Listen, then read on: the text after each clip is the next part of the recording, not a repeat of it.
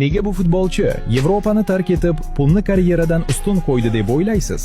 Sadio Mane bu savolga juda oddiy javob berdi. Menga qimmat mashinalar yoki hashamatli uylar kerak emas. Menga yetarli narsa ehtiyojlarimni qondirishdir. Boshqa futbolchilar ko'z-ko'z qilish bilan band bo'lib, eng qimmat bezaklarni sotib olayotganda, Sadio Mane Saudiya Arabistoniga faqat pul uchun ko'chib o'tmagan. U topgan mablag'ini o'zining ona qishlog'ini farovon, obod maskanga aylantirish uchun sarflayapti. U allaqachon u yerda shifoxonalar, maktablar, futbol stadionlari va masjidlar qurdirgan. Hozirgi kunda uning qishlog'ida 2000 dan ortiq oila yashaydi va u har oy ularga moliyaviy yordam ko'rsatadi. Agar siz ham Sadio Mane qilgan ishni hurmat qilsangiz, like bosing. U topgan mablag'ini o'zining ona qishlog'ini farovon, obod maskanga aylantirish uchun sarflayapti.